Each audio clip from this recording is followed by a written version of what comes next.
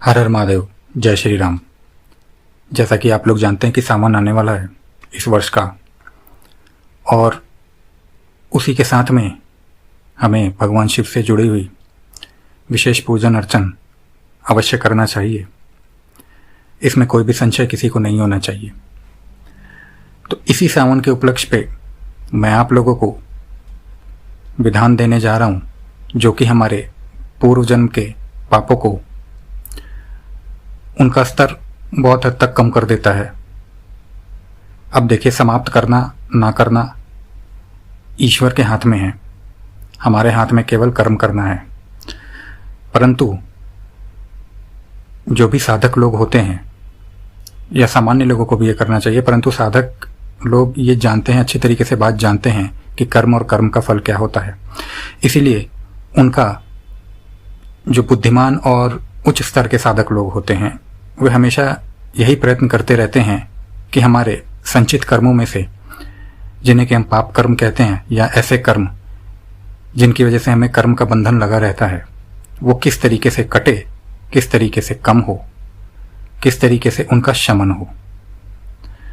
यह साधारण व्यक्तियों को भी करना चाहिए, साधकों को तो विशेष रूप से करना चाहिए। और इस कार्य के लिए सावन से उपयुक्त अन्य कोई भी मास नहीं हो सकता है। सावन का पावन महीना भगवान शिव और मां भगवती को अर्पित है। इसी कारण से इस मास में किया गया कोई भी कार्य कभी भी विफल नहीं जाता है, ये आप सब लोग जानते हैं। मैं यहाँ पे आप लोगों को कोई ऐसा ज्ञान नहीं देने वाला कि जिससे आप लोग ये सोचे कि हाँ, मतलब कि ये ज्ञान हमने कहीं सुना ही नहीं। हम सभी को मालूम है कि हम लोगों के इस जन्म में या पूर्व जन्मों में हमने कुछ ऐसे पाप कर्म किए होते हैं, और उन्हीं के कारण हम कर्म के बंधनों में बंधते हैं।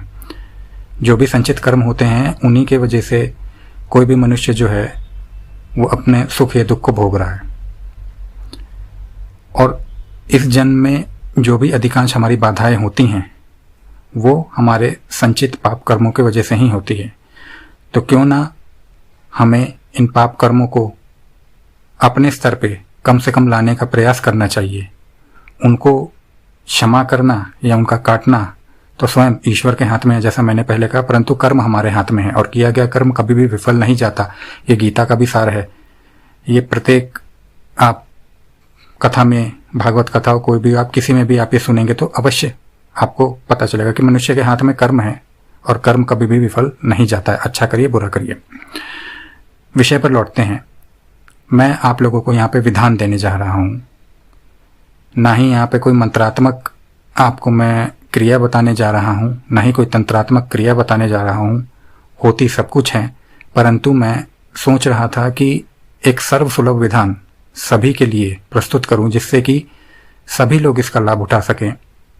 क्योंकि हर व्यक्ति मंत्रात्मक विधानों को नहीं कर सकता, हर व्यक्ति अनुष्ठानों को नहीं कर सकता।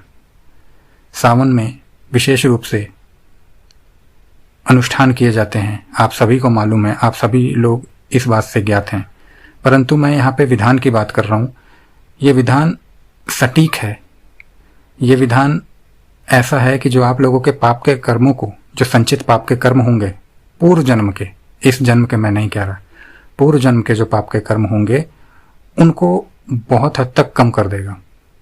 और इतना आप लोगों को ज्ञात होगा कि यदि हमारा पीछे का बोझ यदि कम होगा तो हमारी आगे की यात्रा कैसे होगी। भगवान शिव आप सभी जानते हैं। ये मैं वीडियो बनाते हुए भी बहुत भावुक हो रहा हूँ, क्योंकि ये भगवान शिव के ऊपर मैं वीडियो बना रहा हूँ।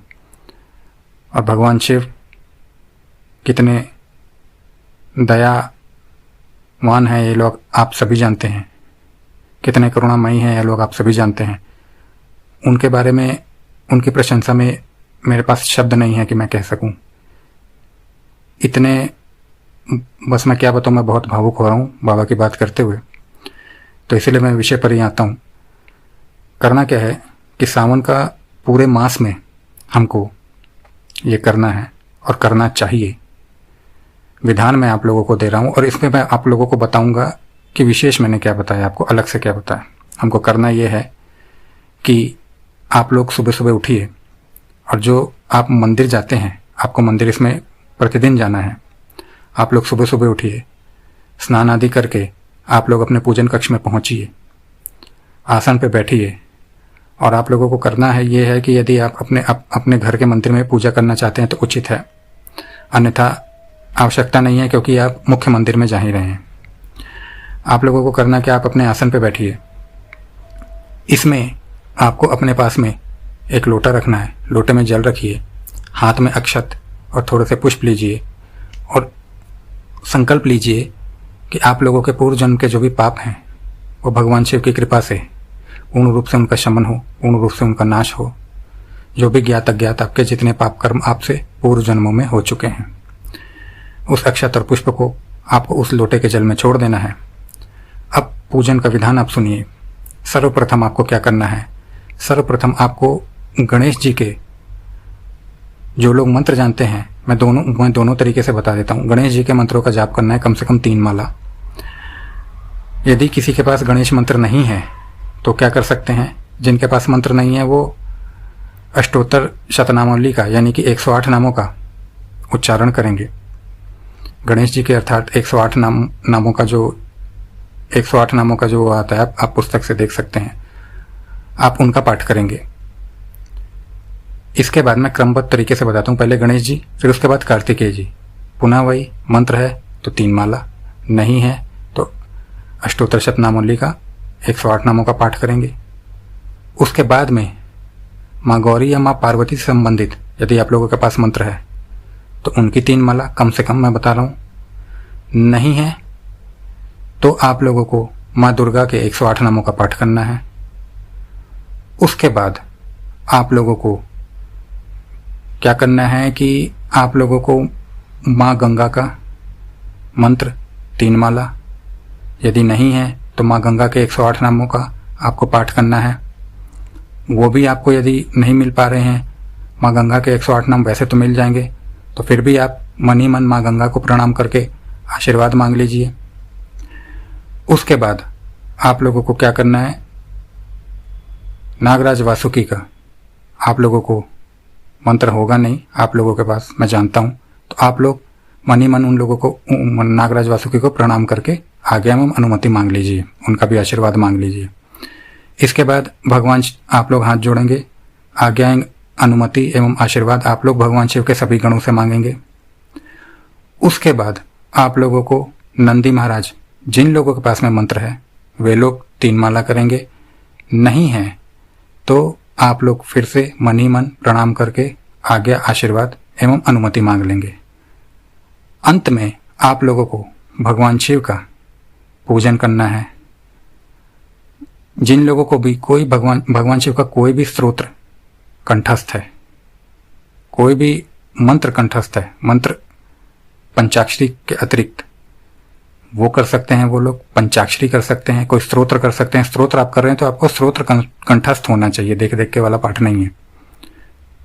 अर्थात आप लोगों को वो स्तोत्र कंठस्थ होना चाहिए। नहीं है तो पंचाक्षरी का जाप करिए, वो भी नहीं है तो 108 नाम भगवान शिव के मंत्रों का आप जाप करिए, ये तो आप लोगों को सबको मिल जाएगा। फिर भी यदि किसी के पास 108 नामों का भी नहीं है तो हर हर महादेव ही काफ़ी है।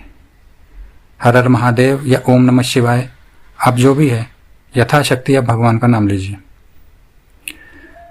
पूजन होने के पश्चात में आप लोग वहाँ से प्रणाम करके उठेंगे, आप लोग मंदिर जाएंगे। मंदिर जो जाएंगे वो जल का लोटा जो आप, जिसमें आपने अक्षत और पुष्प छोड़ रखे थे संकल्प लेके, वो अपने साथ में लेकर जाएंगे। मंदिर जाएंगे, मंदिर के प्रांगण में जो भी वृक्ष होगा, पीपल का होता ही है, अति उत्तम है। आप उस पीपल के वृक्ष में प्रणाम करके, भगवान शिव को प्रणाम करके, उनका स्मरण करके वो जल अर्पित कर देंगे। पीपल का नहीं है तो जो भी बड़ा पेड़ हो आप उसके अंदर अर्पित कर देंगे। उसके बाद आप लोग मंदिर जाके अपनी जैसी पूजा करते हैं शिवरात्रि में, जिस विधान से करते हैं आप लोग उस विधान से पूजन करिए। आपके कुल परंपरा के अनुसार यदि कोई पूजन होता है तो आप उसके अनुसार पूजन करिए, परंतु क्रम वही रहेगा जो मैंने आपको क्रम बताया है।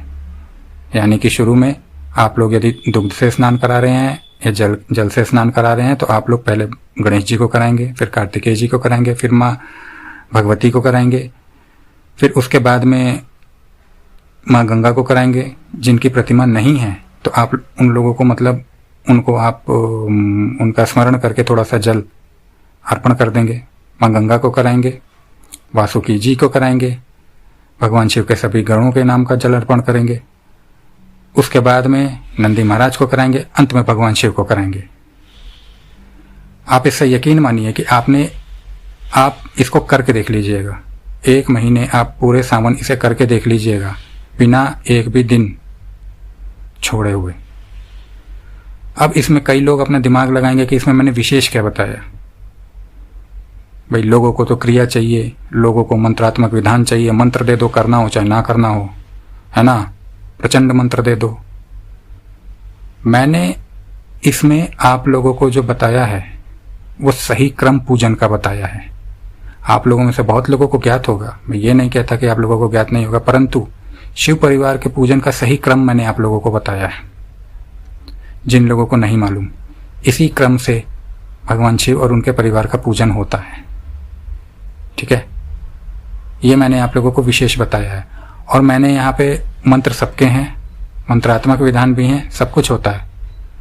मैंने यहाँ पे मंत्र ना देते हुए ये विधान क्यों रखा है? ये विधान इसलिए रखा है कि इसे प्रत्येक मनुष्य कर सकता है और करना भी चाहिए। और इसमें सबसे बड़ी बात यह है कि देखिए, इसमें मैंने आपको कुछ चमत्कारिक अलग से कुछ नहीं बताया। आप लोगों को सही तरीके से मार्गदर्शन दिया है कि जिस तरीके से आपको शिव परिवार का पूजन करते हुए, जिस प्रणाली से आपको शिव परिवार का पूजन करते हुए आप लोगों को ये काम करना चाहिए। और मैं जानता हूं कि कई लोग वीडियो देखते हैं सिर्फ मंत्र के लिए, ज्ञान के लिए, इसके लिए उसके लिए। मुझे उससे कोई फर्क नहीं पड़ता है। मेरा कार्य है सही लोगों को ज्ञान देना, सही ज्ञान देना। और यकीन मानिए जो लोग भी इसको करेंगे वो लाभ देख लेंगे, और करेंगे भी वही लोग जिनको कि भगवान शिव की अनुमति होगी। अर्थात अनुमति का अर्थ ये है कि कई लोग जो होंगे वो इसको देख के कहेंगे कि ना इसमें तो कुछ बताया, ना मंत्र बताया, ना तंत्र बताया, ना कुछ बताया, ये तो हमको सब कुछ मालूम है। तो जो भी भगवान का स्वरूप होता है वो स्वयं चयन करता है कि किसको उस पथ पे अग्रसर ले जाना है। क्योंकि यदि सबके पाप ही काटने बैठ गए भगवान, तो फिर तो हो गया उनका भी कल्याण। वो भी जानते हैं किसका समय आ चुका है पाप कटने का, किसका नहीं आ चुका है। तो उसी के मन में इच्छा और प्रेरणा भी जागेगी कि जिसके पापों के शमन का समय आ चुका होगा। वरना मुझे मालूम है, मैंने इसमें ऐसा कोई विधान नहीं दिया है जिससे कि इस पे व्यूज़ की बाढ़ लग जाए और लोग इसे देख के एकदम करने बैठ जाएं। भगवान शिव जिनको चाहेंगे, जिनको चिन्हित करेंगे, उन्हीं के मन में ये संकेत उत्पन्न होगा कि ये करना चाहिए, और वो इस वीडियो को करेंगे। इसी के साथ हर हर महादेव, जय श्री राम।